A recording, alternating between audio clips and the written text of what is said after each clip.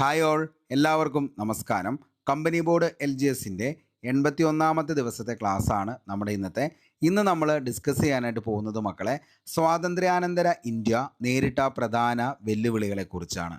Class മൊത്തമായി കാണുക. അതിനുശേഷം ഇതിൻ്റെ PDF നോട്ടിനായി നമ്മുടെ ടെലഗ്രാം ഫാമിലിയിൽ കൂടി ജോയിൻ ചെയ്യുക. ലിങ്ക് താഴെ ഡിസ്ക്രിപ്ഷൻ ബോക്സിൽ അവൈലബിൾ ആണ്. നമുക്ക് നേരെ ഇന്നത്തെ ക്ലാസ്സിലേക്ക് കടക്കാം. സ്വാതന്ത്ര്യാനന്തര ഇന്ത്യ നേരിടേണ്ടി വന്ന ഏറ്റവും വലിയ വെല്ലുവിളികളിൽ ഒന്നാണ് വിഭജനം, 2 അഭയാർത്ഥി പ്രവാഹവും. ആദ്യം നമുക്ക് പഠിക്കാനായിട്ടുള്ളത് മൗണ്ട് ബാറ്റൻ പ്ലാനെ കുറിച്ചാണ്. അതായത് ബ്രിട്ടീഷ് ഇന്ത്യയിലെ അവസാനത്തെ വൈസ്രോയിയും സ്വതന്ത്ര ഇന്ത്യയിലെ ആദ്യത്തെ ഗവർണർ ജനറലും ആരായിരുന്നു എന്നുള്ള ചോദ്യം PSC ഒത്തിരി തവണ ചോദിച്ച ചോദ്യമാണ്. ആ ചോദ്യത്തിൻ്റെ ഉത്തരം നമുക്ക് എല്ലാവർക്കും അറിയാം, ലൂയിസ് മൗണ്ട് ബാറ്റൻ ആണ്. അപ്പോൾ മൗണ്ട് ബാറ്റൻ പ്രഭുവാണ് ബ്രിട്ടീഷ് ഇന്ത്യയിലെ അവസാനത്തെ വൈസ്രോയിയും സ്വതന്ത്ര ഇന്ത്യയിലെ ആദ്യത്തെ ഗവർണർ ജനറലും ആരാണ് എന്ന് ചോദിച്ചു കഴിഞ്ഞാൽ മക്കളെ, അത് മൗണ്ട് ബാറ്റൻ പ്രഭുവാണ്. മൗണ്ട് ബാറ്റൻ ഇന്ത്യയിലെത്തിയ വർഷം എന്നാണെന്ന് ചോദിച്ചാൽ 1947 മാർച്ച് 22-നാണ് മൗണ്ട് ബാറ്റൻ ഇന്ത്യയിലെത്തിയ വർഷം. ഇന്ത്യയെ വിഭജിക്കുന്നതിനും സ്വാതന്ത്ര്യം നൽകുന്നതിനുമായിട്ടാണ് മൗണ്ട് ബാറ്റൻ ഈ ഒരു പദ്ധതി തയ്യാറാക്കിയത്. അതിൻ്റെ പേരാണ് മൗണ്ട് ബാറ്റൻ പ്ലാൻ എന്നുള്ളത്. PSC ഒത്തിരി തവണ ചോദിച്ച ചോദ്യമാണ്. ജൂൺ 3 പ്ലാൻ, അതേപോലെ തന്നെ ബാൽക്കൻ പ്ലാൻ, അതേപോലെ തന്നെ ഡിക്കി ബേഡ് പ്ലാൻ എന്നിങ്ങനെ അറിയപ്പെടുന്നത് ഏത് പദ്ധതിയാണ് എന്ന് ചോദിച്ചു കഴിഞ്ഞാൽ മക്കളെ, അതിന് ഒറ്റ ഉത്തരവുള്ളൂ, മൗണ്ട് ബാറ്റൻ പ്ലാൻ. ഓക്കെ, അപ്പോൾ മൗണ്ട് ബാറ്റൻ പ്ലാൻ അറിയപ്പെട്ട മറ്റു പേരുകൾ എന്തൊക്കെയായിരുന്നു എന്ന് ചോദിച്ചു കഴിഞ്ഞാൽ അതാണ് ജൂൺ 3 പ്ലാൻ, ബാൽക്കൻ പ്ലാൻ, അതേപോലെ ഡിക്കി ബേഡ് പ്ലാൻ എന്നൊക്കെ അറിയപ്പെടുന്നത് മൗണ്ട് ബാറ്റൻ പ്ലാൻ ആണെന്നുള്ളത് ഓർത്തു വയ്ക്കുക. 1947 ജൂൺ 3 ഡൽഹിയിലെ കോൺഗ്രസ് മുസ്ലിം ലീഗ് സംയുക്ത സമ്മേളനത്തിൽ വെച്ചാണ് മൗണ്ട് ബാറ്റൻ പ്ലാൻ അവതരിപ്പിച്ചത്. അപ്പോൾ എവിടെ വച്ചാണ് നിലവിൽ മൗണ്ട് ബാറ്റൻ പ്ലാൻ അല്ലെങ്കിൽ ജൂൺ 3 പ്ലാൻ അല്ലെങ്കിൽ ബാൽക്കൻ പ്ലാൻ അല്ലെങ്കിൽ ഡിക്കി ബേഡ് പ്ലാൻ ഇത് അവതരിപ്പിച്ചതെന്ന് ചോദിച്ചു കഴിഞ്ഞാൽ 1947 ജൂൺ 3 ഡൽഹിയിലെ കോൺഗ്രസ് സമ്മേളനത്തിലാണ്. മുസ്ലിം ലീഗ് സംയുക്ത സമ്മേളനത്തിൽ വെച്ചാണ് മൗണ്ട് ബാറ്റൻ പ്ലാൻ അവതരിപ്പിച്ചത്. മുസ്ലിങ്ങൾക്ക് ഭൂരിപക്ഷമുള്ള പ്രദേശത്ത് അവർ ആഗ്രഹിക്കുകയാണെങ്കിൽ ഒരു പ്രത്യേക രാജ്യം അനുവദിക്കണം എന്ന ആശയം മുന്നോട്ട് വച്ച പദ്ധതി ഏതാണെന്ന് ചോദിച്ചാൽ അത് മൗണ്ട് ബാറ്റൻ പദ്ധതിയാണ്. അപ്പോൾ മുസ്ലിങ്ങൾക്ക് ഭൂരിപക്ഷമുള്ള പ്രദേശത്ത് അവർ ആഗ്രഹിക്കുകയാണെങ്കിൽ ഒരു പ്രത്യേക രാജ്യം അനുവദിക്കണമെന്ന് ആശയം മുന്നോട്ട് വച്ച പദ്ധതി ഏതാണെന്ന് ചോദിച്ചാൽ മക്കളെ, അതിൻ്റെ ഉത്തരം മൗണ്ട് ബാറ്റൻ പദ്ധതിയാണ്. കോൺഗ്രസും മുസ്ലിം ലീഗും മൗണ്ട് ബാറ്റൻ പദ്ധതിയെ അംഗീകരിച്ചു. അപ്പോൾ ആരൊക്കെ സംഘടനകളാണ് നിലവിൽ മൗണ്ട് ബാറ്റൻ പദ്ധതിയെ അംഗീകരിച്ചത് എന്ന് ചോദിച്ചു കഴിഞ്ഞാൽ അത് കോൺഗ്രസും മുസ്ലിം ലീഗുമാണ് മൗണ്ട് ബാറ്റൻ പദ്ധതിയെ അംഗീകരിച്ചത്. അധികാര കൈമാറ്റത്തിനായി 1947 ഓഗസ്റ്റ് 15 എന്ന തീയതി നിശ്ചയിച്ച പദ്ധതിയാണ് മൗണ്ട് ബാറ്റൻ പദ്ധതി. ഓക്കെ, അപ്പോൾ അധികാര കൈമാറ്റത്തിനായി 1947 ഓഗസ്റ്റ് 15 എന്ന തീയതി നിശ്ചയിച്ച പദ്ധതി ഏതാണെന്ന് ചോദിച്ചാൽ മക്കളെ, അതിൻ്റെ ഉത്തരവും മൗണ്ട് ബാറ്റൻ പദ്ധതിയാണ്. മൗണ്ട് ബാറ്റൻ പദ്ധതി തയ്യാറാക്കാൻ അദ്ദേഹത്തെ സഹായിച്ച വ്യക്തി ആരായിരുന്നു എന്ന് ചോദിച്ചു കഴിഞ്ഞാൽ അത് VP മേനോനാണ്. മൗണ്ട് ബാറ്റൻ പദ്ധതി പ്രകാരം നിലവിൽ വന്ന ആക്റ്റാണ് ഇന്ത്യൻ ഇൻഡിപെൻഡൻസ് ആക്ട്. അപ്പോൾ മൗണ്ട് ബാറ്റൻ പദ്ധതി പ്രകാരം നിലവിൽ വന്ന ആക്ട് ഏതാണ് എന്ന് ചോദിച്ചു കഴിഞ്ഞാൽ അതാണ് ഇന്ത്യൻ ഇൻഡിപെൻഡൻസ് ആക്ട്. അപ്പോൾ മൗണ്ട് ബാറ്റൻ പദ്ധതി പ്രകാരം നിലവിൽ വന്ന ആക്ട് ഏതാണ് എന്ന് ചോദിച്ചു കഴിഞ്ഞാൽ ഇന്ത്യൻ ഇൻഡിപെൻഡൻസ് ആക്ട് 1947. എന്താണ് ഇന്ത്യൻ ഇൻഡിപെൻഡൻസ് ആക്ട് 1947? ഇന്ത്യക്ക് വേണ്ടി ബ്രിട്ടീഷ് പാർലമെൻറ്റ് പാസ്സാക്കിയ അവസാനത്തെ നിയമം ഏതാണെന്ന് ചോദിച്ചാൽ അതിൻ്റെ ഉത്തരമാണ് ഇന്ത്യൻ ഇൻഡിപെൻഡൻസ് ആക്ട് 1947. ഓക്കെ, അപ്പോൾ ഇന്ത്യൻ ഇൻഡിപെൻഡൻസ് ആക്ട് നടപ്പാക്കിയ വർഷം 1947. ഇന്ത്യക്ക് വേണ്ടി ബ്രിട്ടീഷ് പാർലമെൻറ്റ് പാസ്സാക്കിയ അവസാനത്തെ നിയമമാണ് ഇന്ത്യൻ ഇൻഡിപെൻഡൻസ് ആക്ട് 1947. ധീരമായ ഒരു കാൽവയ്പ്, ഇന്ത്യൻ പ്രശ്നങ്ങൾക്ക് പരിഹാരം കാണുക എന്ന ലക്ഷ്യത്തോടു കൂടി ബ്രിട്ടീഷ് പ്രധാനമന്ത്രി ക്ലെമന്റ് ആറ്റ്ലി 1947 ഫെബ്രുവരി 20 നടത്തിയ പ്രഖ്യാപനമായിരുന്നു എന്തെന്ന് പറയുന്നത് ഈ പറയുന്ന ഇന്ത്യൻ ഇൻഡിപെൻഡൻസ് ആക്ട് 1947. ആറ്റ്ലിയുടെ ഈ പ്രഖ്യാപനത്തെ ധീരമായ ഒരു കാൽവയ്പ് എന്ന് വിശേഷിപ്പിച്ചത് ആരാണ് എന്ന് ചോദിച്ചു കഴിഞ്ഞാൽ അത് ജവഹർലാൽ നെഹ്റു ആണ്. ക്ലെമന്റ് ആറ്റ്ലിയുടെ ഈ പ്രഖ്യാപനത്തെ ധീരമായ ഒരു കാൽവയ്പ് എന്ന് വിശേഷിപ്പിച്ചത് Jawaharlal Nehru. Clement Attlee Indian independence bill British പാർലമെൻറ്റിൽ അവതരിപ്പിച്ചത് എന്നാന്ന് ചോദിച്ചു കഴിഞ്ഞാൽ 47 July 4. Indian independence bill British parliament പാസ്സാക്കിയ വർഷം ചോദിച്ചു കഴിഞ്ഞാൽ 47 ജൂലൈ 5. അപ്പോൾ ശ്രദ്ധിക്കുക, നോക്കുക, Clement Attlee Indian independence bill British പാർലമെൻറ്റിൽ അവതരിപ്പിച്ചത് 47 July 4. Indian independence bill British parliament പാസ്സാക്കിയത് 1947 ജൂലൈ 5 ഓർക്കുക. ഇന്ത്യൻ ഇൻഡിപെൻഡൻസ് ബില്ലിന് ബ്രിട്ടീഷ് രാജാവിൻ്റെ അംഗീകാരം ലഭിച്ചത് എന്നാന്ന് ചോദിച്ചു കഴിഞ്ഞാൽ 47 ജൂലൈ 18 ഇന്ത്യൻ ഇൻഡിപെൻഡൻസ് ബില്ലിന് ബ്രിട്ടീഷ് രാജാവിൻ്റെ അംഗീകാരം ലഭിച്ചത് എന്നാണ് എന്ന് ചോദിച്ചു കഴിഞ്ഞാൽ 47 ജൂലൈ 18.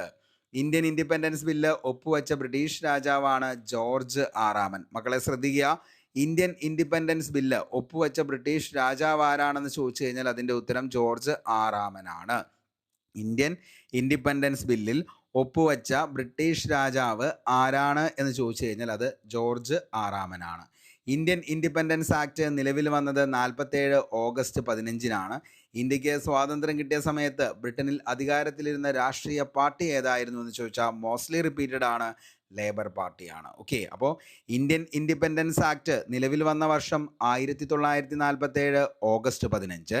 ഇന്ത്യക്ക് സ്വാതന്ത്ര്യം കിട്ടിയ സമയത്ത് ബ്രിട്ടനിൽ അധികാരത്തിലിരുന്ന രാഷ്ട്രീയ പാർട്ടി, ചോദിച്ച ചോദ്യമാണ്, ശ്രദ്ധിക്കുക, ലേബർ പാർട്ടിയാണ്. ഇന്ത്യക്ക് സ്വാതന്ത്ര്യം കിട്ടിയ സമയത്ത് ബ്രിട്ടനിൽ അധികാരത്തിലിരുന്ന രാഷ്ട്രീയ പാർട്ടി ഏതാണെന്ന് ചോദിച്ചാൽ അതിൻ്റെ ഉത്തരം ലേബർ പാർട്ടി എന്നുള്ളതാണ്, ലേബർ പാർട്ടി. ഓക്കെ, ഇനി ഇന്ത്യ സ്വാതന്ത്ര്യം നേടുമ്പോൾ ബ്രിട്ടീഷ് രാജാവ് ജോർജ് 6 ഓക്കെ, അപ്പോൾ ബ്രിട്ടീഷ് രാജാവ് ആരാണ് ഇന്ത്യക്ക് സ്വാതന്ത്ര്യം നേടുന്ന സമയത്ത്? ജോർജ് 6. ബ്രിട്ടീഷ് പ്രധാനമന്ത്രി ആരാന്ന് ചോദിച്ചാൽ മക്കളെ ആരാ? ക്ലെമന്റ് ആറ്റ്ലിയാണ് ബ്രിട്ടീഷ് പ്രധാനമന്ത്രി ഇന്ത്യക്ക് സ്വാതന്ത്ര്യം നേടുമ്പോൾ. ഇന്ത്യയുടെ വൈസ് റോയി ആരാന്ന് ചോദിച്ചു കഴിഞ്ഞാൽ അത് മൗണ്ട് ബാറ്റൻ പ്രഭു. കോൺഗ്രസ് പ്രസിഡന്റ് ആരാന്ന് ചോദിച്ചു കഴിഞ്ഞാൽ അതും PSC ചോദിച്ചേക്കുന്നതാണ്, അത് JB കൃപലാനിയാണ് കോൺഗ്രസിൻ്റെ പ്രസിഡന്റ്. അതായത് ഇന്ത്യക്ക് സ്വാതന്ത്ര്യം കിട്ടുമ്പോൾ കോൺഗ്രസ് പ്രസിഡന്റ് JB കൃപലാനി. ആരായിരുന്നു KPCC പ്രസിഡന്റ് എന്ന് ചോദിച്ചു കഴിഞ്ഞാൽ K കേളപ്പനാന്നുള്ളത് ഓർക്കുക. ഇന്ത്യക്ക് സ്വാതന്ത്ര്യം ലഭിച്ച 47 ഓഗസ്റ്റ് 15 ഏത് ദിവസമായിരുന്നു എന്ന് ചോദിച്ചാൽ അത് വെള്ളിയാഴ്ചയാണെന്നുള്ളത് മക്കളെ ഒന്ന് ഓർത്തു വെച്ചോ, ഇമ്പോർട്ടൻ്റ് ആണ്, റാങ്ക് മേക്കിംഗ് ആയിട്ടൊക്കെ വേണമെങ്കിൽ പണ്ട് ചോദിച്ചേക്കണതാണ്. അപ്പോൾ ഇന്ത്യക്ക് സ്വാതന്ത്ര്യം ലഭിച്ച സമയത്ത് 1947 ഓഗസ്റ്റ് 15 ഏത് ദിവസമായിരുന്നു എന്ന് ചോദിച്ചാൽ അത് വെള്ളിയാഴ്ചയാണ്. ഇന്ത്യക്ക് റിപ്പബ്ലിക്കായ 1950 ജനുവരി 26 ഏത് ദിവസമായിരുന്നു എന്ന് ചോദിച്ചാൽ അത് വ്യാഴാഴ്ചയാണെന്നുള്ളതും ഓർത്തു വയ്ക്കുക. അപ്പോൾ സ്വാതന്ത്ര്യം കിട്ടിയത് ഏത് ദിവസമാണെന്ന് ചോദിച്ചു കഴിഞ്ഞാൽ 47 ഓഗസ്റ്റ് 15 മക്കളെ അത് വെള്ളിയാഴ്ചയും. ഇന്ത്യ റിപ്പബ്ലിക്കായ 1950 ജനുവരി 26 ഏത് ദിവസമാണെന്ന് ചോദിച്ചു കഴിഞ്ഞാൽ അത് വ്യാഴാഴ്ചയാണെന്നുള്ളതും മക്കളെ ഓർക്കുക. ഓക്കെ, അപ്പോൾ രണ്ടും ഒന്ന് ഓർത്തു വെച്ചോ, ഇമ്പോർട്ടൻ്റ് ആണ്. അപ്പോൾ ഇന്ത്യ സ്വാതന്ത്ര്യം നേടുമ്പോൾ ബ്രിട്ടീഷ് രാജാവ് ജോർജ് 6, ബ്രിട്ടീഷ് പ്രധാനമന്ത്രി ക്ലെമന്റ് ആറ്റ്ലി, ഇന്ത്യയുടെ viceroy mount batten, Congress president JB Kripalani, KPCC president K Kelappan. അതേപോലെ ഇന്ത്യ സ്വാതന്ത്ര്യം ലഭിച്ച 47 ഓഗസ്റ്റ് 15 വെള്ളിയാഴ്ച. ഇന്ത്യ റിപ്പബ്ലിക്കായ 1950 ജനുവരി 26 ഏത് ദിവസം? വ്യാഴാഴ്ച. അപ്പോൾ ഇത്രയും കാര്യങ്ങൾ ഒന്ന് ഓർത്തു വയ്ക്കണം. ഇന്ത്യ വിഭജനം നമുക്കൊന്ന് നോക്കാം. ഇന്ത്യക്കും പാകിസ്ഥാനും ഇടയിലുള്ള അതിർത്തി രേഖ നിർണ്ണയിക്കാൻ ചുമതലപ്പെടുത്തിയ അതിർത്തി നിർണയ കമ്മിറ്റിയുടെ തലവനായിരുന്നു Cyril Radcliffe. Very very important ആണ്. ഓക്കെ, അപ്പോൾ ഇന്ത്യ പാകിസ്ഥാൻ തമ്മിലുള്ള അതിർത്തി നിർണയ രേഖയ്ക്ക് പറയുന്ന പേരാണ് അതുകൊണ്ട് എന്ത്? റാഡ്ക്ലിഫ് ലൈൻ എന്നുള്ളത്. ഓക്കെ, അപ്പോൾ ഇന്ത്യക്കും പാകിസ്ഥാനും ഇടയിലുള്ള അതിർത്തി രേഖ നിർണ്ണയിക്കാൻ ചുമതലപ്പെടുത്തിയ അതിർത്തി നിർണയ കമ്മിറ്റിയുടെ തലവനായിരുന്നു സിറിൽ റാഡ്ക്ലിഫ്. അദ്ദേഹത്തിൻ്റെ പേര് വന്നതുകൊണ്ടാണ് നമ്മുടെ ഇന്ത്യ പാകിസ്ഥാൻ തമ്മിലുള്ള അതിർത്തി നിർണയ രേഖയുടെ പേര് റാഡ്ക്ലിഫ് ലൈൻ എന്നായത്. അതിർത്തി നിർണയ കമ്മിറ്റിയിലെ അംഗങ്ങളുടെ എണ്ണം എത്രയായിരുന്നു എന്ന് ചോദിച്ചു കഴിഞ്ഞാൽ അത് 5 പേരാന്നുള്ളത് ഓർക്കുക. വിഭജനം നടന്ന 2 പ്രവിശ്യകളാണ് പഞ്ചാബും അതേപോലെ തന്നെ ബംഗാളും.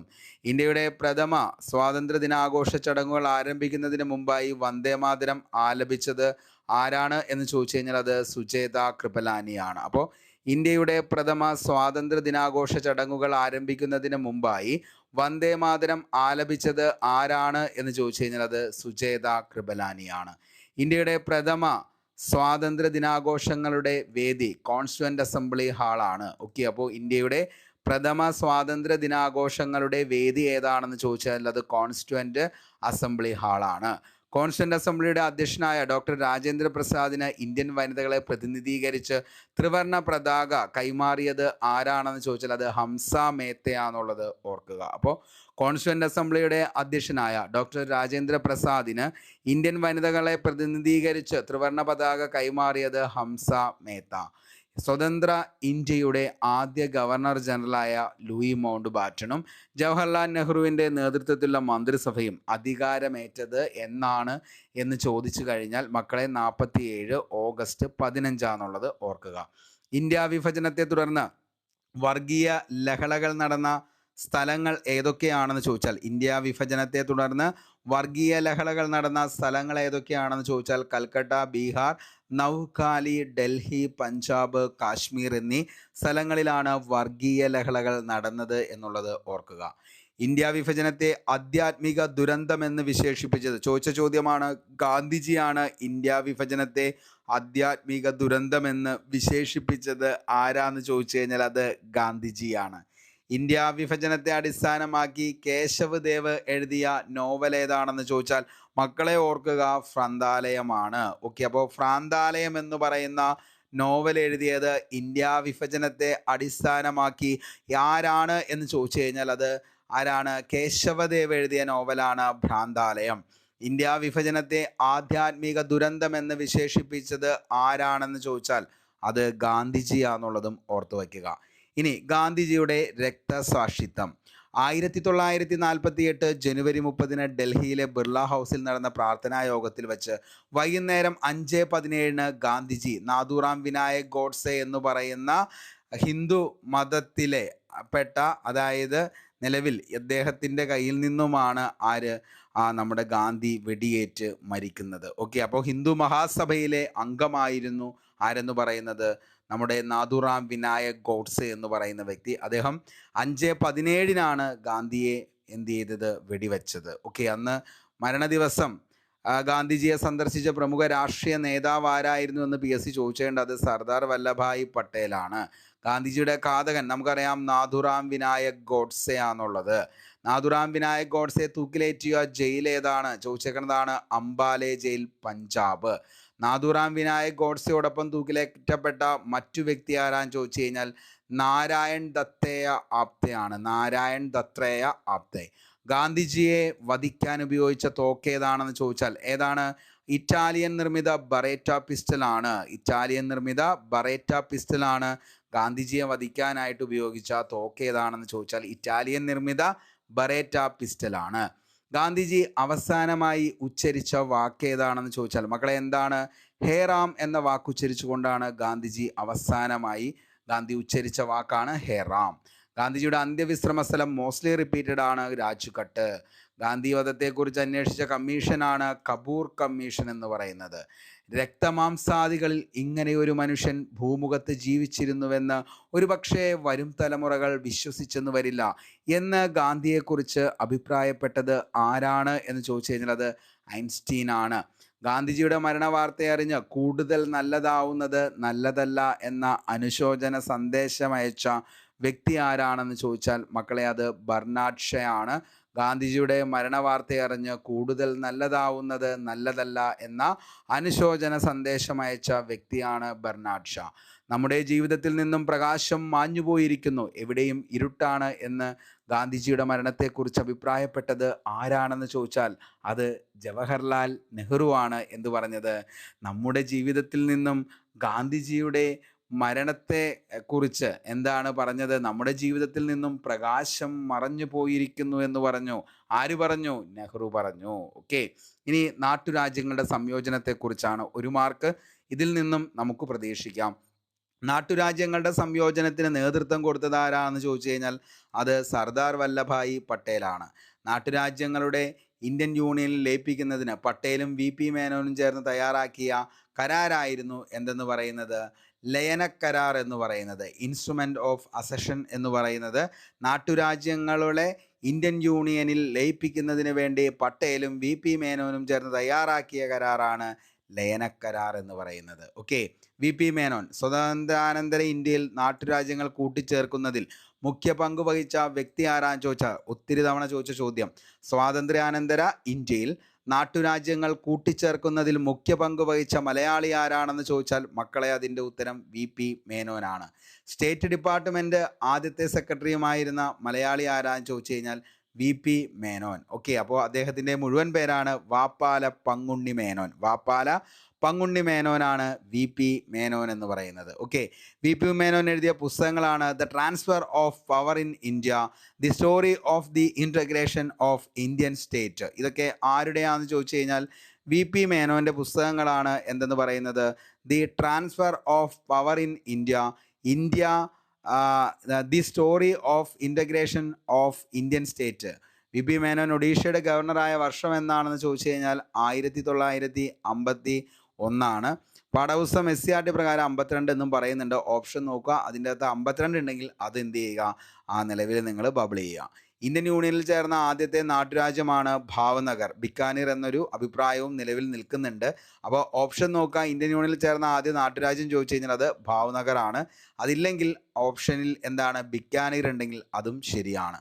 നാട്ടുരാജ്യ വകുപ്പ് സ്റ്റേറ്റ് ഡിപ്പാർട്ട്മെൻറ്റ് നിലവിൽ വന്ന എന്നാന്ന് ചോദിച്ചു കഴിഞ്ഞാൽ 1947 മെയ്. സ്റ്റേറ്റ് ഡിപ്പാർട്ട്മെൻറ്റിൻ്റെ ചുമതല ഉണ്ടായിരുന്ന മന്ത്രി ആരാന്ന് ചോദിച്ചാൽ സർദാർ വല്ലഭായ് പട്ടേൽ. ഇന്ത്യക്ക് സ്വാതന്ത്ര്യം ലഭിക്കുന്ന സമയത്ത് 565ഓളം നാട്ടുരാജ്യങ്ങളാണ് ഉണ്ടായിരുന്നത്. ഇവയിൽ 3 ഒഴികെ എല്ലാ നാട്ടുരാജ്യങ്ങളും ഇന്ത്യൻ യൂണിയനിൽ ചേരാൻ തയ്യാറായി. ഇന്ത്യൻ യൂണിയനിൽ നിന്ന് ചേരാതെ മാറി നിന്ന മറ്റു നാട്ടുരാജ്യങ്ങൾ ഏതൊക്കെയാണെന്ന് ചോദിച്ചു കഴിഞ്ഞാൽ, അതായത് ഇന്ത്യൻ യൂണിയനിൽ ചേരാതെ മാറി നിന്ന നാട്ടുരാജ്യങ്ങളാണ് മക്കളെ കാശ്മീർ, ജുനഗഡ്, ഹൈദരാബാദ്. കാശ്മീർ, ജുനഗഡ്, ഹൈദരാബാദ്. കാശ്മീർ, ജുനഗഡ്, ഹൈദരാബാദ്. 3 ഓർത്തു വയ്ക്കുക, വെരി വെരി ഇമ്പോർട്ടൻ്റ് ആണ്. എന്താ? ഇന്ത്യൻ യൂണിയനിൽ ചേരാതെ മാറി നിന്ന നാട്ടുരാജ്യങ്ങളാണ് ഈ പറയുന്ന കാശ്മീരും ജുനഗഡും ഹൈദരാബാദും. ലയനക്കരാർ വഴി ഇന്ത്യൻ യൂണിയനിലേക്ക് കൂട്ടിച്ചേർക്കപ്പെട്ട നാട്ടുരാജ്യം ഏതാണെന്ന് ചോദിച്ചാൽ മക്കളെ അത് കാശ്മീരാണ്. കാശ്മീർ ഇന്ത്യയിൽ ലയിക്കാൻ സമ്മതിച്ചുകൊണ്ട് ലയനക്കരാർ ഒപ്പുവെച്ച വർഷം 47 ഒക്ടോബർ 26. ഇന്ത്യൻ യൂണിയനിൽ ലയിപ്പിച്ചപ്പോൾ കാശ്മീർ ഭരിച്ചിരുന്നത് ആരായിരുന്നു എന്ന് ചോദിച്ചാൽ രാജാ ഹരിസിംഗ് ആണ്. അപ്പോൾ ഇന്ത്യൻ യൂണിയനിൽ ലയിപ്പിച്ചപ്പോൾ കാശ്മീർ ഭരിച്ചിരുന്നത് ഏത് രാജാവാണെന്ന് ചോദിച്ചാൽ രാജാ ഹരിസിംഗ് ആണ്. 47 നവംബറിൽ 1 വർഷത്തേക്കുള്ള തസ്ഥിതി കരാറിൽ ഇന്ത്യ ഗവൺമെൻറ് ഒപ്പുവെച്ച നാട്ടുരാജ്യമാണ് ആരെന്ന് പറയുന്നത്? ഹൈദരാബാദ്. ഹൈദരാബാദിനെ ഇന്ത്യയുമായി കൂട്ടിച്ചേർത്ത സൈനിക നടപടി PSC ഒത്തിരി തവണ ചോദിച്ചാണ്. 48 ഓപ്പറേഷൻ പോളോ ആണ് ഹൈദരാബാദിനെ ഇന്ത്യയുമായി കൂട്ടിച്ചേർത്ത സൈനിക നടപടിക്ക് പറയുന്ന പേരാണ് മക്കളെ ഓപ്പറേഷൻ പോളോ. ഓപ്പറേഷൻ പോളോ എന്നാന്ന് ചോദിച്ചാൽ 48 ആണ്.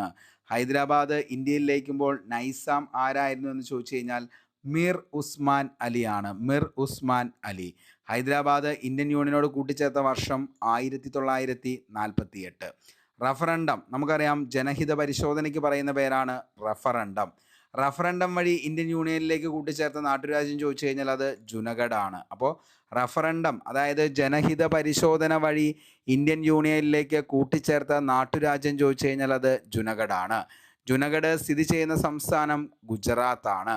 ജുനഗഡ് ഇന്ത്യൻ യൂണിയനിൽ ചേരണമെന്നാവശ്യപ്പെട്ട് ഉയർന്നു വന്ന ജനകീയ സമരത്തിൻ്റെ നേതാവാരായിരുന്നു എന്ന് ചോദിച്ചു കഴിഞ്ഞാൽ അത് സമൽദാസ് ഗാന്ധിയാണ്. ജുനഗഡിൽ റഫറണ്ടം നടന്ന വർഷം ചോദിച്ചു കഴിഞ്ഞാൽ 48 ഫെബ്രുവരി 24. ഇന്ത്യൻ യൂണിയനിൽ ലയിക്കുന്ന സമയത്തെ ജുനഗഡ് ഭരണാധികാരി ആരായിരുന്നു എന്ന് ചോദിച്ചു കഴിഞ്ഞാൽ ആരാ മക്കളെ? മുഹമ്മദ് മഹാബത്ത് ഖാൻജി തേടാണ്. ഓക്കെ, അപ്പോൾ ഇന്ത്യൻ യൂണിയനിൽ ലയിക്കുന്ന സമയത്തെ ജുനഗഡ് ഭരണാധികാരി ആരായിരുന്നു എന്ന് ചോദിച്ചാൽ മുഹമ്മദ് മഹാബത്ത് ഖാൻജിയാണ്. ഓക്കെ, പ്രധാനപ്പെട്ട പൊതുപ്രശ്നങ്ങളിൽ ജനങ്ങളുടെ തീരുമാനം അറിയുവാനുള്ള സംവിധാനത്തെയാണ് നമ്മൾ എന്തെന്ന് വിളിക്കുന്നത്? റഫറണ്ടം അല്ലെങ്കിൽ ജനഹിത പരിശോധന എന്ന് പറയുന്നത്. അപ്പോൾ പ്രധാനപ്പെട്ട പൊതുപ്രശ്നങ്ങളിൽ ജനങ്ങളുടെ തീരുമാനം അറിയാനുള്ള സംവിധാനത്തിന് പറയുന്നതാണ് റഫറണ്ടം അല്ലെങ്കിൽ ജനഹിത പരിശോധന. ലയനക്കരാർ അനുസരിച്ച് നാട്ടുരാജ്യങ്ങൾ കേന്ദ്ര സർക്കാരിന് കൈമാറേണ്ടി വന്ന വകുപ്പുകളാണ് പ്രതിരോധവും വാർത്താവിനിമയവും വിദേശകാര്യവും. 54 ഫ്രാൻസ് ഇന്ത്യക്ക് കൈമാറിയ ഫ്രഞ്ച് അധിനിവേശ പ്രദേശങ്ങൾ ഏതൊക്കെയായിരുന്നു എന്ന് ചോദിച്ചാൽ മക്കളെ അത് ഏതൊക്കെയാണ്? നമ്മൾ പഠിച്ചതാണ്. പോണ്ടിച്ചേരി, മാഹി, കാരക്കൽ, യാനം. അപ്പോൾ ഫ്രഞ്ച് അധീനതയിലുണ്ടായിരുന്ന പ്രദേശമായിരുന്നു ഏതൊക്കെയെന്ന് പറയുന്നത്? പോണ്ടിച്ചേരി, മാഹി, കാരക്കൽ, യാനം. 61 പോർച്ചുഗൽ ഇന്ത്യക്ക് കൈമാറിയ അധിനിവേശ പ്രദേശം ചോദിച്ചു കഴിഞ്ഞാൽ ഗോവ, ദാമൻ, ദിയു. നമുക്കറിയാം പോർച്ചുഗീസുകാരുടെ കോളനികൾ ഉണ്ടായിരുന്ന പ്രദേശം ചോദിച്ചു കഴിഞ്ഞാൽ അത് ഗോവ, ദാമൻ, ദിയു ആണ്. ഇന്ത്യ പാകിസ്ഥാൻ വിഭജന കാലത്തെ അടിസ്ഥാനമാക്കി നിർമ്മിച്ച പ്രശസ്ത സിനിമകൾ നമുക്ക് ഇമ്പോർട്ടൻ്റ് ആണ്. മേഘ ദാക്ക താര ഋത്തിക് ഘട്ടകാണ്. ഗരം ഹാവോ MS സംത്യു. തമസ് ഗോവിന്ദ് നിഹലാനിയാണ്. Train to Pakistan Pamela Rooks ആണ്. ഭാഷാടിസ്ഥാനത്തിൽ സംസ്ഥാനങ്ങളുടെ രൂപീകരണമാണ് ഇനി നമുക്ക് പഠിക്കാനുള്ളത്. ഭാഷാ അടിസ്ഥാനത്തിൽ സംസ്ഥാനങ്ങൾ രൂപീകരിക്കണമെന്ന ആവശ്യം ആദ്യമായി ഉയർന്ന കോൺഗ്രസ് സമ്മേളനം ഏതാന്ന് ചോദിച്ചാൽ മക്കളെ മോസ്റ്റ്ലി റിപ്പീറ്റഡ് ആയിട്ടുള്ള ചോദ്യമാണ് നാഗ്പൂർ സമ്മേളനം. നാഗ്പൂർ സമ്മേളനത്തിൻ്റെ അധ്യക്ഷൻ ആരായിരുന്നു എന്ന് ചോദിച്ചാൽ അത് C വിജയരാഘവ ആചാര്യരായിരുന്നു. ഓക്കെ, അപ്പോൾ ഭാഷാടിസ്ഥാനത്തിൽ സംസ്ഥാനങ്ങൾ രൂപീകരിക്കണമെന്ന ആവശ്യം ആദ്യമായി ഉയർന്നു വന്ന കോൺഗ്രസ് സമ്മേളനം ഏതാന്ന് ചോദിച്ചു കഴിഞ്ഞാൽ അത് നാഗ്പൂർ സമ്മേളനമാണ്. നാഗ്പൂർ സമ്മേളനത്തിൻ്റെ അധ്യക്ഷൻ ആരായിരുന്നു എന്ന് ചോദിച്ചാൽ ആരാ മക്കളെ? C വിജയരാഘവ ആചാര്യരാണ്. 48 ജൂണിൽ കോൺസ്റ്റിറ്റ്യൂവൻ്റ് അസംബ്ലി നിയമിച്ച ഭാഷാ പ്രവിശ്യ കമ്മീഷൻ, അതായത് ലിംഗ്വിസ്റ്റിക് പ്രൊവിൻസസ് കമ്മീഷൻ അധ്യക്ഷനായിരുന്നു SK ധർ എന്നുള്ളത് ഓർക്കുക. 48 ഡിസംബറിൽ കോൺഗ്രസ് നിയമിച്ച ഭാഷാ പ്രവിശ്യ കമ്മീഷനാണ് JVP കമ്മിറ്റി. JVP കമ്മിറ്റിയിലെ അംഗങ്ങളാണ് ജവഹർലാൽ നെഹ്റു, അതേപോലെ തന്നെ വല്ലഭായ് പട്ടേൽ, അതേപോലെ തന്നെ പട്ടാഭി സീതാരാമയ്യ.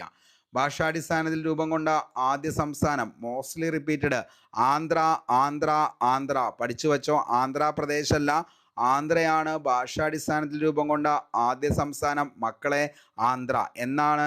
53 ഒക്ടോബർ 1. ഇങ്ങനെ തന്നെ PSC ചോദിച്ചിട്ടുണ്ട്. പഠിക്കണം. ഓക്കെ, അപ്പോൾ ഭാഷാടിസ്ഥാനത്തിൽ രൂപം കൊണ്ട ആദ്യ സംസ്ഥാനം ഏതാ? ആന്ധ്രയാണ്. ആന്ധ്ര സംസ്ഥാനം ആന്ധ്രാപ്രദേശായി മാറിയ വർഷം 1956.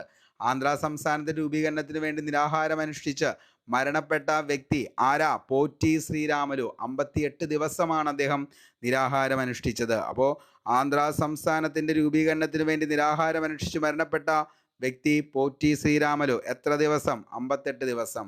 ഇന്ത്യയിലെ 15ാമത്തെ സംസ്ഥാനം ചോദിച്ചു കഴിഞ്ഞാൽ മക്കളെ ഗുജറാത്ത് 1960 ചോദിച്ചിട്ടുണ്ട്. ഇന്ത്യയിലെ 25ാമത്തെ സംസ്ഥാനം ഗോവ 1987 സ്ഥാപിതമായി. ഇന്ത്യയിലെ 28ാമത്തെ സംസ്ഥാനമാണ് ജാർഖണ്ഡ് 2000 നവംബർ 15. ഇന്ത്യയിൽ അവസാനമായി നിലവിൽ വന്ന ഏതാന്ന് ചോദിച്ചു കഴിഞ്ഞാൽ തെലങ്കാനയാണ്. എന്നാന്ന് ചോദിച്ചാൽ 2014 ജൂൺ 2.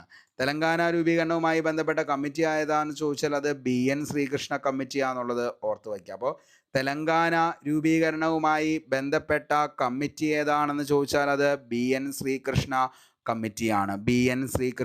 കമ്മിറ്റിയാണ്. അടുത്ത നമുക്ക് നോക്കാം ഫസൽ അലി കമ്മീഷൻ. സംസ്ഥാന പുനഃസംഘടനാ കമ്മീഷൻ അധ്യക്ഷനായിരുന്നു ഫസൽ അലി. അംഗങ്ങൾ സർദാർ വല്ലഭായ്, സർദാർ KM പണിക്കർ, HN കുൻസ്രു. അപ്പോൾ സംസ്ഥാന പുനഃസംഘടനാ കമ്മീഷൻ അധ്യക്ഷനാണ് ഫസൽ അലി. മറ്റംഗങ്ങളാണ് സർദാർ KM പണിക്കർ, HN കുൻസ്രു എന്ന് പറയുന്നത്. ഓക്കെ, ഇനി സംസ്ഥാന പുനഃസംഘടനാ കമ്മീഷൻ, സ്റ്റേറ്റ് റീഓർഗനൈസേഷൻ കമ്മീഷൻ നിലവിൽ വന്നത് 1953. സംസ്ഥാന പുനഃസംഘടനാ നിയമം, സ്റ്റേറ്റ് റീഓർഗനൈസേഷൻ ആക്ട് നിലവിൽ വന്നതാണെങ്കിൽ 56.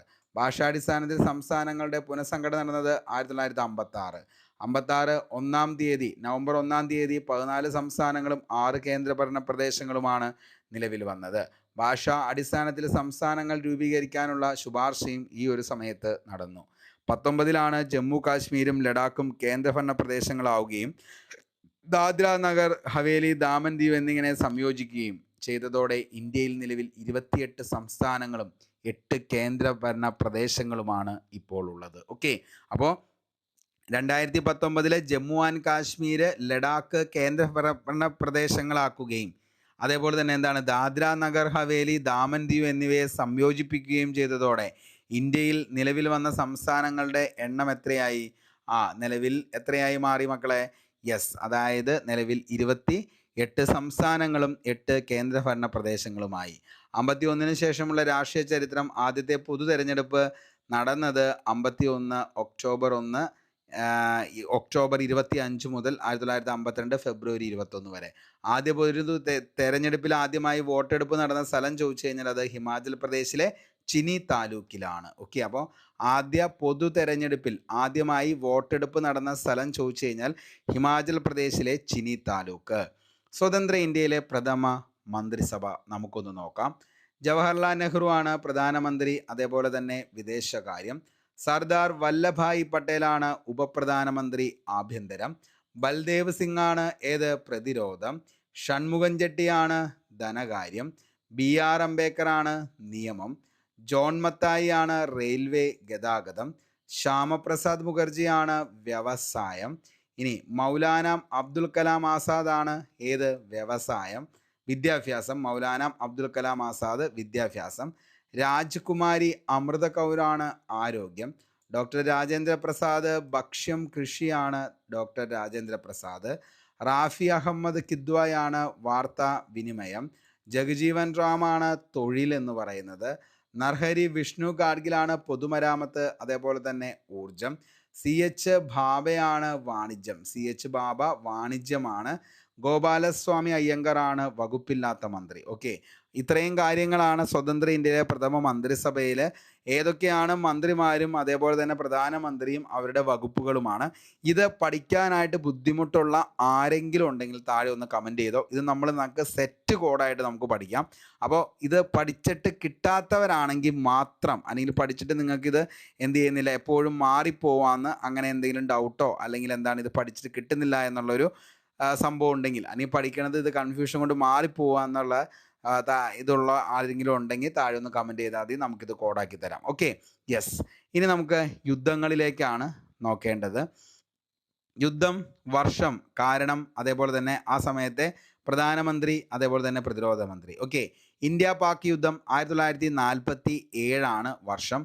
കാശ്മീർ നിയന്ത്രണത്തിന് വേണ്ടിയായിരുന്നു. ആ സമയത്ത് ആരായിരുന്നു പ്രധാനമന്ത്രി എന്ന് ചോദിച്ചു കഴിഞ്ഞാൽ ആരാ? നമ്മുടെ ജവഹർലാൽ നെഹ്റു ആണ്. ആരായിരുന്നു പ്രതിരോധ മന്ത്രി എന്ന് ചോദിച്ചാൽ ബൽദേവ് സിംഗ് ആണ്. ആരാണ്? ബൽദേവ് സിംഗ്. ഇന്ത്യ ചൈന യുദ്ധം നടന്ന വർഷം 1962. അരുണാചൽ പ്രദേശിൻ്റെ നിയന്ത്രണത്തിനായി ആയിരുന്നു. ഇതിൻ്റെ കാരണമെന്ന് പറയുന്നത് ജവഹർലാൽ നെഹ്റു ആയിരുന്നു ആ സമയത്ത് പ്രധാനമന്ത്രി. ആരായിരുന്നു പ്രതിരോധ മന്ത്രി? VK കൃഷ്ണമേനോനാണ്. യുദ്ധം അവസാനിക്കുമ്പോൾ പ്രതിരോധ മന്ത്രി നെഹ്റു ആയിരുന്നു. ഇന്ത്യ പാക് യുദ്ധം 65. കാശ്മീർ നിയന്ത്രണത്തിനായി ലാൽ ബഹദൂർ ശാസ്ത്രി ആയിരുന്നു ആ സമയത്ത് പ്രധാനമന്ത്രി. ആരായിരുന്നു ആ സമയത്ത് പ്രതിരോധം എന്ന് ചോദിച്ചാൽ YB ചവാനാണ്. ഇന്ത്യ പാക് യുദ്ധം 1971. ബംഗ്ലാദേശിൻ്റെ വിമോചനവുമായി ബന്ധപ്പെട്ട് പ്രധാനമന്ത്രി ഇന്ദിരാഗാന്ധി ആയിരുന്നു. ആരായിരുന്നു പ്രതിരോധ മന്ത്രി? ജഗ്ജീവൻ റാമാണ്. കാർഗിൽ യുദ്ധം 1999.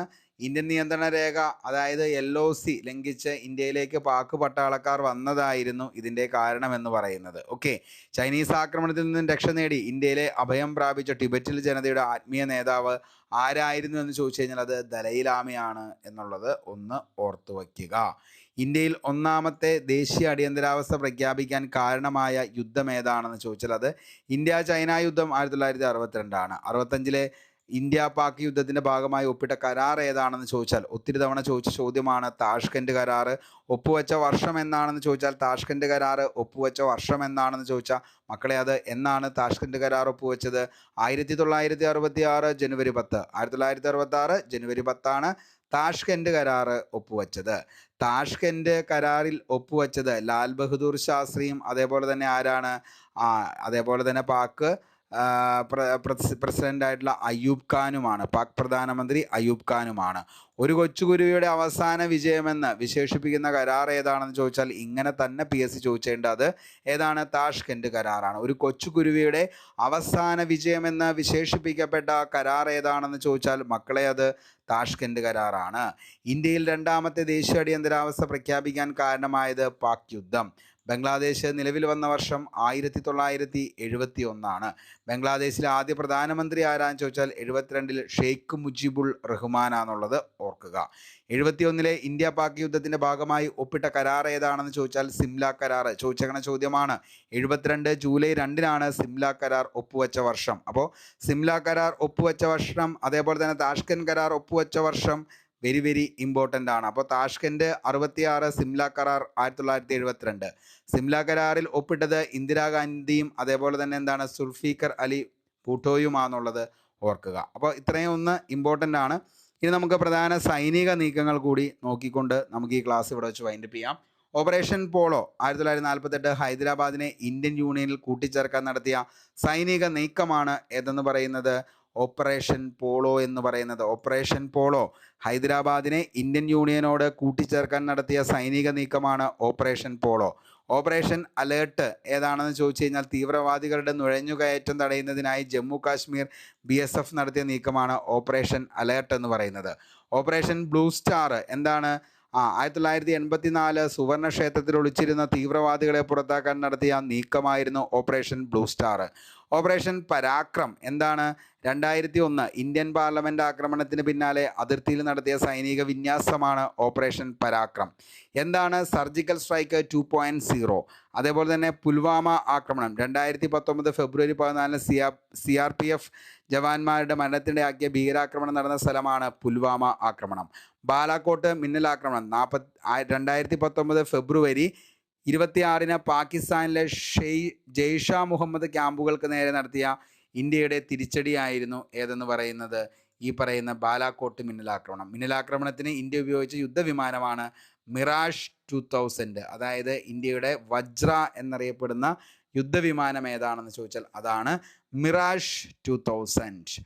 പാകിസ്ഥാൻ്റെ F-16 വിമാനങ്ങളെ നേരിടുന്നതിനിടയിൽ പാകിസ്ഥാനിൽ അകപ്പെടുകയും പിന്നീട് മോചിതനാവുകയും ചെയ്ത വിംഗ് കമാൻഡറാണ് അഭിനന്ദൻ വർത്തമാൻ.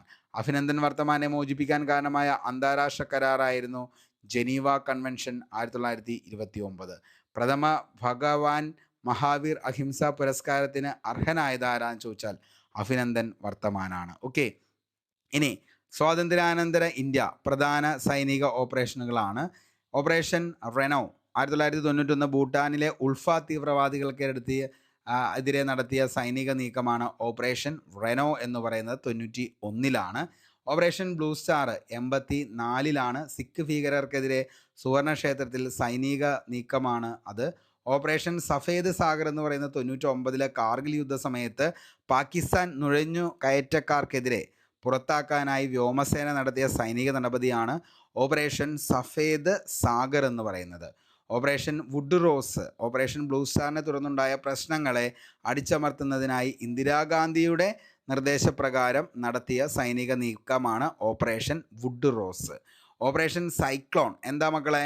താജ് ഹോട്ടലിൽ, അതായത് മുംബൈ ആക്രമണം ഭീകരരെ തുരത്താൻ NSGയുടെ നേതൃത്വത്തിൽ നടത്തിയ സൈനിക നീക്കമാണ് operation cyclone. Operation black tornado എന്താണ്?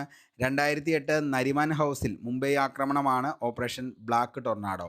ഓപ്പറേഷൻ വജ്രശക്തി ഗുജറാത്തിലെ അക്ഷർധാം സ്വാമി നാരായണ ക്ഷേത്രത്തിൽ നിന്നും തീവ്രവാദികളെ പുറത്താക്കാൻ NSG നടത്തിയ ഓപ്പറേഷൻ. ഓപ്പറേഷൻ ദങ്കു എന്താണ്? പത്താൻകോട്ടിലെ നുഴഞ്ഞുകയറ്റ ഭീകരർക്കെതിരെ ഇന്ത്യൻ സേന നടത്തിയ സൈനിക നീക്കം ഓപ്പറേഷൻ ദങ്കു. ഓപ്പറേഷൻ പവൻ ഓപ്പറേഷൻ ഗാർലൻഡ് ശ്രീലങ്കയിലെ തമിഴ് പുലികൾക്കെതിരെ നടത്തിയതാണ് operation Pawan operation garland. Operation trident എന്താണ്? ഇൻഡോ പാക് യുദ്ധത്തിൻ്റെ കറാച്ചിയിൽ നേവി നടത്തിയ ആക്രമണം. Okay, yes. ഇനി എന്താണ് ഓപ്പറേഷൻ ബ്ലാക്ക് തണ്ടർ സുവർണക്ഷേത്രത്തിലാണ് 88. ഓപ്പറേഷൻ സെർച്ച് സുവർണക്ഷേത്രത്തിലെ ഖാലിസ്ഥാൻ അനുകൂല ശക്തികൾക്കെതിരെ നടത്തിയ സൈനിക നീക്കം. Operation green hunt 2009. Operation Bandar 2019 Pulwama ആക്രമണത്തിന് തിരിച്ചടിയായി പാകിസ്ഥാനിലെ ബാലക്കോട്ടിൽ 2019 ഫെബ്രുവരി 26 നടത്തിയ വ്യോമാക്രമണമാണ് ഓപ്പറേഷൻ ബന്ദർ എന്ന് പറയുന്നത്. അപ്പോൾ എല്ലാ ഓപ്പറേഷനുകളും വളരെയധികം ഇമ്പോർട്ടൻ്റ് ആണ്. ഉറപ്പായും എന്ത് ചെയ്യണം? പഠിച്ചു വയ്ക്കണം. ഓക്കെ, ഇനി ഗോവ പിടിച്ചെടുക്കാൻ ഇന്ത്യൻ സേന നടത്തിയ സൈനിക നടപടി. ഗോവ പിടിച്ചെടുക്കാനായിട്ട് ഇന്ത്യൻ സേന നടത്തിയ സൈനിക നടപടിയാണ് ഓപ്പറേഷൻ വിജയ്. അപ്പോൾ ഗോവ പിടിച്ചെടുക്കാൻ ഇന്ത്യൻ സേന നടത്തിയ സൈനിക നടപടിക്ക് പറയുന്ന പേരാണ് ഓപ്പറേഷൻ വിജയ്. നടത്തിയ വർഷം എന്താണെന്ന് ചോദിച്ചു കഴിഞ്ഞാൽ മക്കളെ 1961 ഓപ്പറേഷൻ വിജയ്. 1961 ഓപ്പറേഷൻ വിജയ്. ശ്രദ്ധിക്കുക, ഓപ്പറേഷൻ വിജയ് 1961. പ്രതിരോധ മന്ത്രി ആരാ? VK കൃഷ്ണമേനോനാണ് പ്രതിരോധ മന്ത്രി. ഗോവ പിടിച്ചെടുക്കാൻ ഇന്ത്യൻ സേന നടത്തിയ സൈനിക നടപടിക്ക് പറയുന്ന പേരാണ് ഓപ്പറേഷൻ വിജയ് എന്ന് പറയുന്നത്. നടന്ന വർഷം എന്നാണെന്ന് ചോദിച്ചു കഴിഞ്ഞാൽ 1961 ഗോവ പിടിച്ചെടുക്കാൻ ഇന്ത്യൻ സേന നടത്തിയ സൈനിക നടപടിയാണ് ഓപ്പറേഷൻ വിജയ് എന്ന് പറയുന്നത്. ഇനി കാർഗിൽ പിടിച്ചെടുക്കാൻ ഇന്ത്യൻ സേന നടത്തിയ സൈനിക നടപടിയാണ് ഓപ്പറേഷൻ വിജയ്. നടന്ന വർഷം 1999. ആ സമയത്ത് ആരായിരുന്നു പ്രതിരോധ മന്ത്രി എന്ന് ചോദിച്ചു കഴിഞ്ഞാൽ അത് ജോർജ് ഫെർണാണ്ടസ് ആണ്. അപ്പോൾ ജോർജ് ഫെർണാണ്ടസ് ആണ് ആ സമയത്തെ പ്രതിരോധ മന്ത്രി എന്നുള്ളത് കൂടി മക്കളെ ഒന്ന് ഓർത്ത് വയ്ക്കുക. ഓക്കെ, അപ്പോൾ ഗോവ പിടിച്ചെടുക്കാൻ ഇന്ത്യൻ സേന നടത്തിയ സൈനിക നടപടി ഏതാ? ഓപ്പറേഷൻ വിജയ്. ഇനി ആ സമയത്ത് ആരായിരുന്നു പ്രതിരോധ മന്ത്രി? VK കൃഷ്ണമേനോനാണ്. കാർഗിൽ പിടിച്ചെടുക്കാൻ ഇന്ത്യൻ സേന നടത്തിയ സൈനിക നടപടി ഓപ്പറേഷൻ വിജയ് ആണ്. ആരായിരുന്നു പ്രതിരോധ മന്ത്രി? ജോർജ് ഫെർണാണ്ടസ് ആണ്. ഓക്കെ, അപ്പോൾ ഇത്രയും ഓപ്പറേഷൻസ് നമ്മൾ ഉറപ്പായിട്ടും പഠിച്ചു വയ്ക്കണം. അപ്പോൾ ഓപ്പറേഷൻസ് PSC ഇപ്പോഴും ചോദിക്കാറുണ്ട്. അത് നടന്ന വർഷം എന്താണെന്നുള്ളത് ചോദിക്കാറുണ്ട്. ആ സമയത്ത് പ്രതിരോധ മന്ത്രി ആരാന്ന് ചോദിക്കാറുണ്ട്. ഏതൊക്കെ ആണ് ഓപ്പറേഷൻസ് എന്നും ചോദിക്കാറുണ്ട്. ഓക്കെ, അപ്പോൾ യുദ്ധങ്ങൾ നമ്മൾ പഠിച്ചു. സ്വതന്ത്ര ഇന്ത്യയിലെ പ്രഥമ മന്ത്രിസഭ നമ്മൾ പഠിച്ചു. അതേപോലെ തന്നെ നമ്മൾ കമ്മീഷനുകൾ, ഭാഷാടിസ്ഥാനത്തിൽ രൂപീകൃതമാകാൻ കാരണമായ കമ്മീഷനുകൾ ഏതൊക്കെയാണെന്നുള്ളത് പഠിച്ചു. നാട്ടുരാജ്യങ്ങളുടെ സംയോജനം നമ്മൾ പഠിച്ചു. ഗാന്ധിജിയുടെ രക്തസാക്ഷിത്വം നമ്മൾ പഠിച്ചു. ഇന്ത്യ വിഭജനം, ഇന്ത്യ സ്വാതന്ത്ര്യം നേടുമ്പോഴുള്ള പ്രധാനപ്പെട്ട വ്യക്തികൾ ആരൊക്കെയായിരുന്നു എന്നുള്ളത് പഠിച്ചു. മൗണ്ട് ബാറ്റൻ പ്ലാൻ എന്താണെന്നുള്ളതും നമ്മൾ പഠിച്ചു. അപ്പോൾ സ്വാതന്ത്ര്യാനന്തര ഇന്ത്യ നേരിട്ട പ്രധാന വെല്ലുവിളികൾ എന്ന് പറയുന്ന ടോപ്പിക്കിലെ ഓൾമോസ്റ്റ് ഫുൾ കാര്യങ്ങളും അതിൻ്റെ കൂടെ തന്നെ നമ്മൾ പ്രീവിയസ് ഇയർ ക്വസ്റ്റ്യൻസുകൾ കൂടി നമ്മൾ ഡിസ്കസ് ചെയ്ത് പോയിട്ടുണ്ട്. അപ്പോൾ ക്ലാസ് ഇഷ്ടപ്പെട്ടെങ്കിൽ ഉറപ്പായിട്ടും ലൈക്ക് ചെയ്യുക. നിങ്ങളുടെ കമൻസും അതേപോലെ തന്നെ നിങ്ങളുടെ ലൈക്കുമാണ് നമ്മുടെ മുന്നോട്ടേക്കുള്ള ഏറ്റവും വലിയ പ്രചോദനം. അപ്പോൾ എല്ലാവർക്കും നല്ലത് മാത്രം വരട്ടെ എന്ന് ആത്മാർത്ഥമായി സർവേശ്വരനോട് പ്രാർത്ഥിച്ച് ഇന്നത്തെ ക്ലാസ് ഇവിടെ വെച്ച് വൈൻഡപ്പ് ചെയ്യാണ്. Signing off Arun Kombanadan. Thank you.